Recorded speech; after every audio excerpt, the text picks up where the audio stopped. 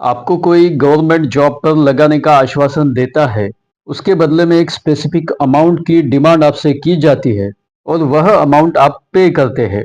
लेकिन अगर आपको उसने जॉब पर नहीं लगाया, तब ऐसी सिचुएशन में आप उसको दिए हुए पैसे वापस मांगते हैं, लेकिन वह रिटर्न नहीं कर पाता और वह आगे चलकर बार-बार विनती करने के बाद आपको वह चेक देता है। जब वह चेक बाउंस होता है, तो क्या आप उसके ऊपर चेक बाउंस की केस फाइल कर सकते हैं? आज हम इस सवाल का जवाब ढूंढने का प्रयास करेंगे और इसको पूरा समझेंगे एक केस स्टडी से।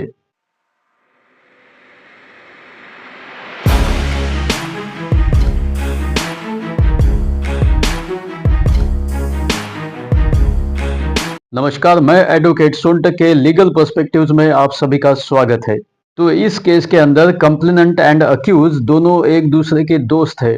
इस केस में अक्यूज ने कंप्लेनेंट के बेटे को रेलवे डिपार्टमेंट में जॉब पर लगाने का आश्वासन दिया था और उसके लिए अपने दोस्त से 1,20,000 रुपए की डिमांड की थी। इस डिमांड को कंप्लेनेंट ने पूरा किया, लेकिन फिर भी अक्यूज अपना आश्वासन पूरा नहीं कर पाता। इसके चलते दोनों में तनाव उत्पन्न होता है और कंप्लेनेंट अपने पैसे वापस मांगता है, लेकिन अक्यूज पैसा देने से बचने का प्रयत्न करता है।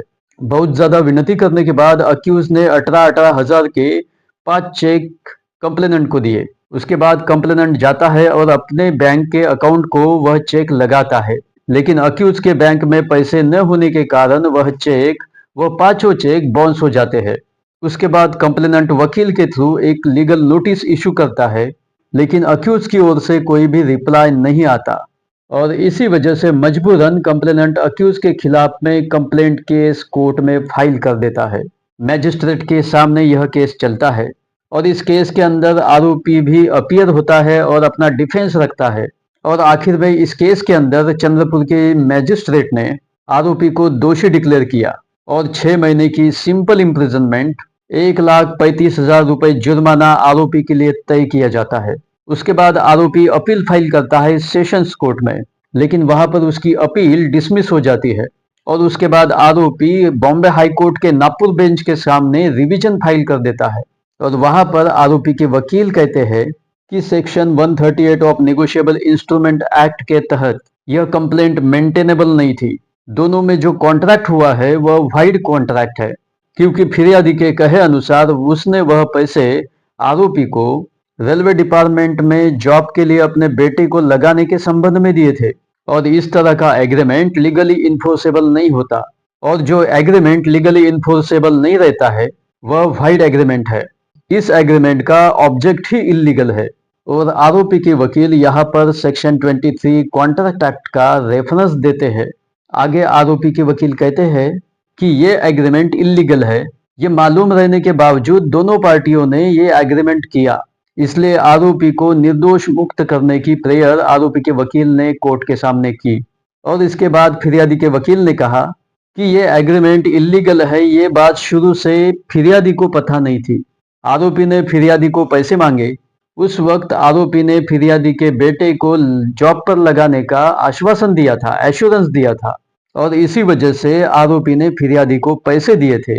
आरोपी ने फिरियादी को जो चेक्स दिए थे वह लीगली अमाउंट पे करने के लिए दिए थे। दोनों पार्टियों की दलीलें सुनने के बाद अब कोर्ट के सामने सवाल ये था कि फिरियादी और आरोपी के बीच जो एग्रीमेंट हुआ था वो लीगली इन्फोर्सेबल है या नहीं।